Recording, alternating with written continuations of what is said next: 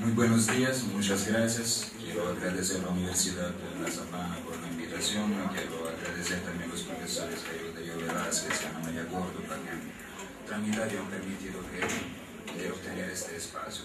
Para presentarle algunos resultados de investigación, los primeros, para decir la verdad, de nuestro observatorio de medios, el flamante, recién nacido Observatorio de Medios de la Facultad de Comunicación Social de la Universidad Santo Tomás, y específicamente esta investigación que estoy realizando desde hace algunos años sobre el papel de los medios étnicos y el tratamiento de los asuntos étnicos en el periodismo colombiano. Bien.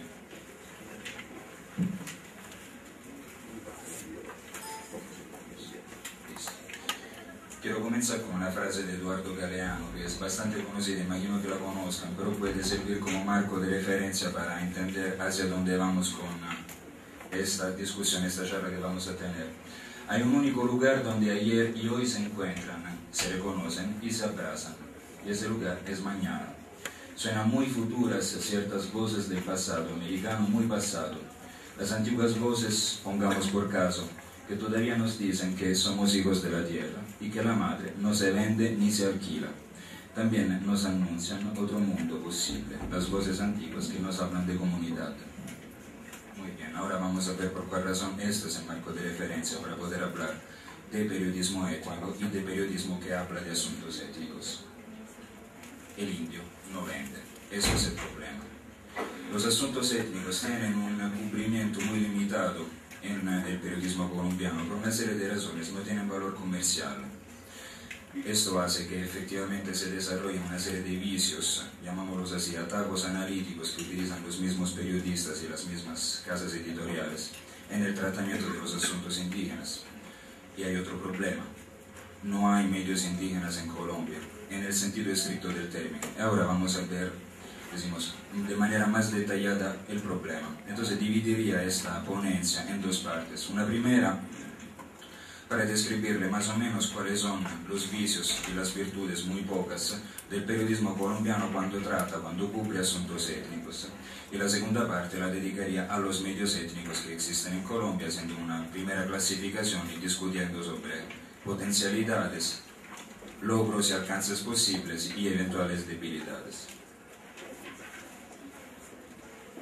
Muy bien, la selva. Esa es la imagen que tenemos nosotros de la selva. La selva es salvaje, obviamente.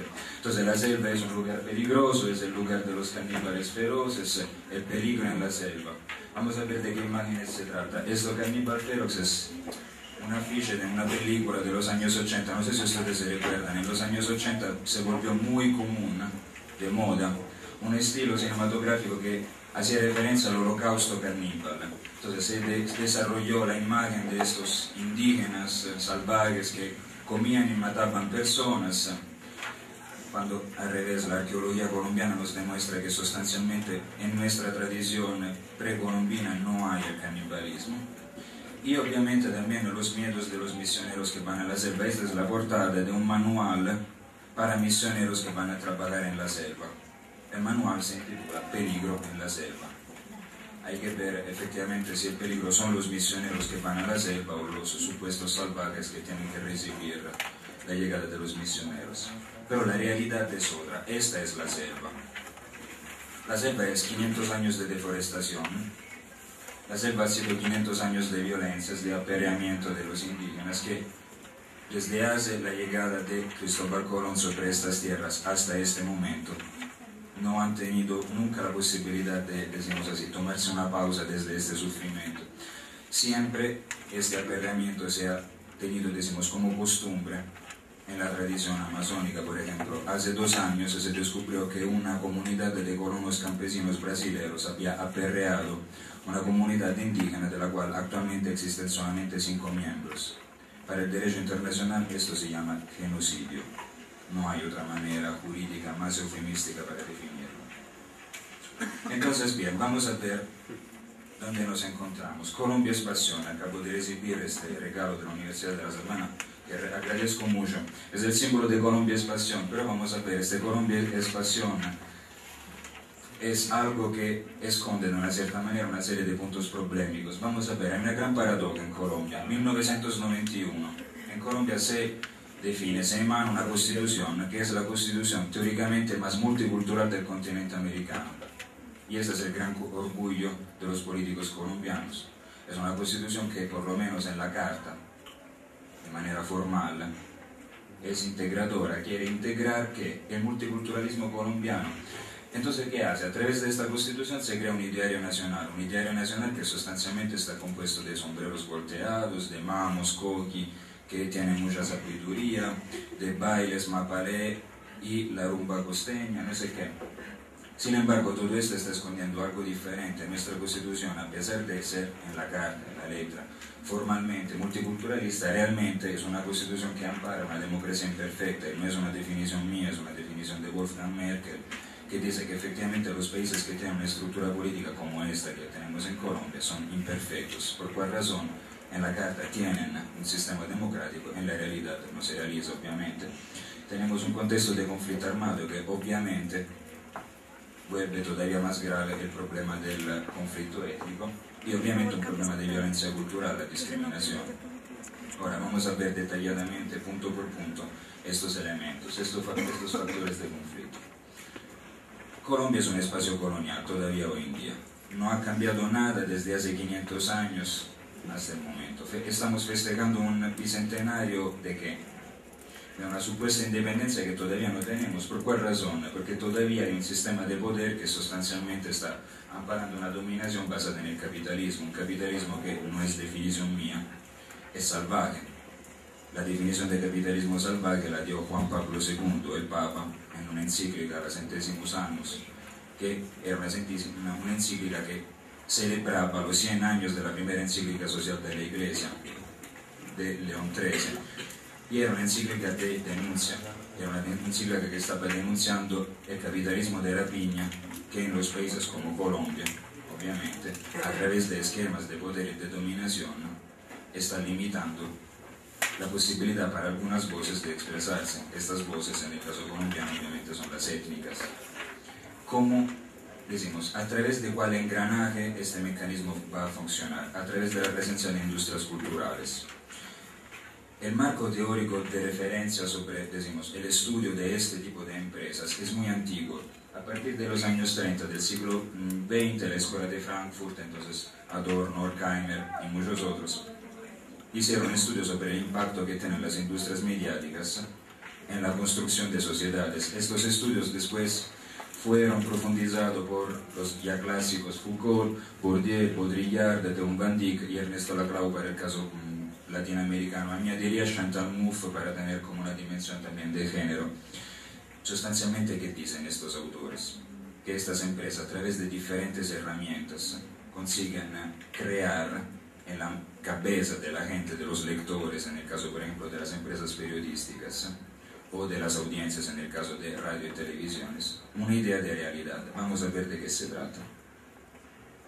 Las industrias culturales, muy sencillamente, son estas. Son las empresas que producen culturas. Una industria es una empresa que produce algo, y obviamente en este caso específico se trata de cultura.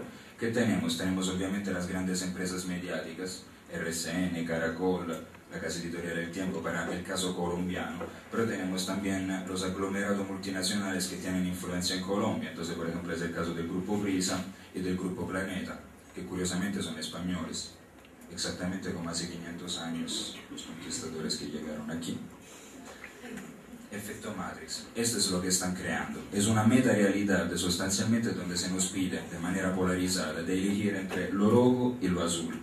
Se recuerdan la escena de la película, prefieres la pinturita roja o la azul, depende de qué tipo de realidad te quieres. Entonces, a través de esto se crean identidades coloniales, se crean aristocracias virtuales, y todo esto responde a criterios de mercado.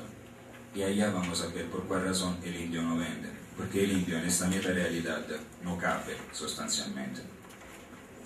Ahora bien, vamos a ver cuáles son los estereotipos y los idearios nacionales que se han construido a través de las empresas mediáticas y a través del periodismo colombiano, obviamente, que nos hablan de la mejor esquina de América. No es una definición mía, nos hablan de un pueblo echado para adelante, nos habla de un pueblo que canta feliz, Colombia es pasión, y nos habla de un mito fundacional del coronel Ruanado, estos tolimenses, huilenses que fueron a colonizar la selva.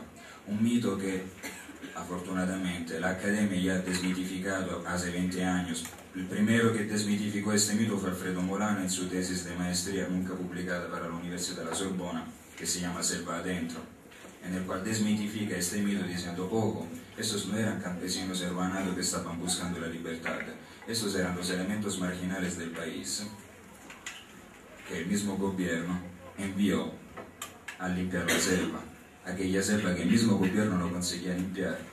¿Okay? Entonces, son mitos fundacionales que nos hablan de un imaginario magondiano, llamámoslo así para utilizar el término de Gabriel García Márquez, que sustancialmente nos hipnotiza a través de los medios de comunicación, obviamente, creando un mundo anacrónico, es decir, un mundo que no está en este tiempo.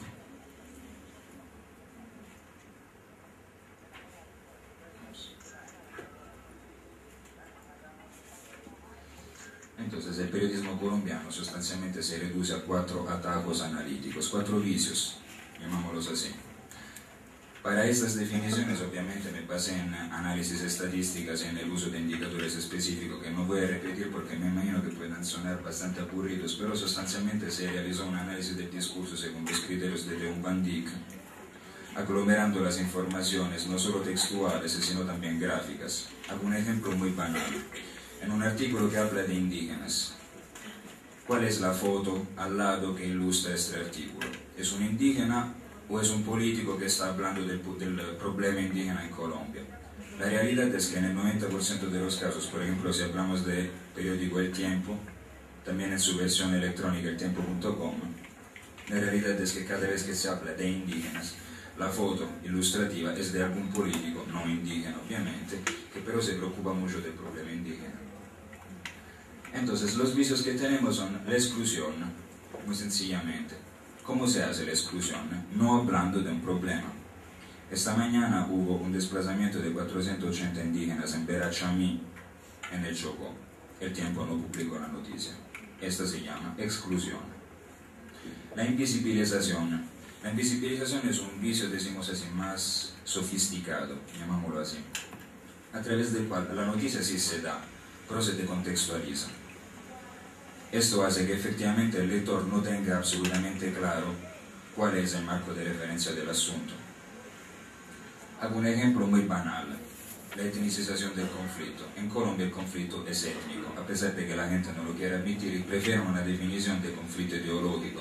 La realidad es que en Colombia nos están matando entre marxistas y antimarxistas. La realidad es que se están matando por razones de tierra y el problema es que ¿quién tiene estas tierras? ¿Quién mata y quién es matado? La mayoría de los victimarios en este país son afrodescendientes e indígenas. La mayoría de las víctimas del conflicto armado de este país son afrodescendientes e indígenas. El bloque Elmer Cárdenas, un bloque paramilitar que operó en Urabá entre los años 90 y la primera mitad de esta década, era compuesta al 90% por afrodescendientes.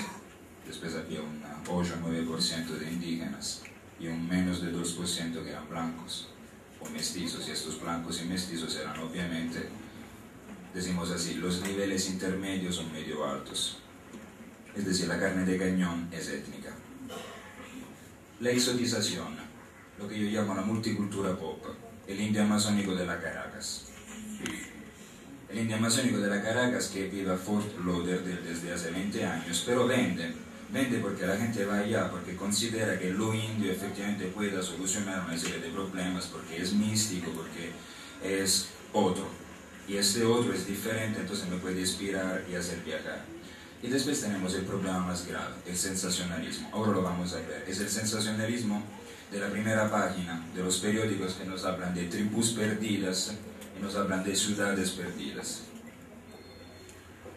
Me imagino que vieron esta foto hace 2 años y medio, casualmente se descubrió una tribu perdida. Entonces estas son las imágenes. La tribu perdida es una tribu de salvajes que intenta disparar con arcos y flechas contra el helicóptero y la avioneta que toman estas fotos. Perdidas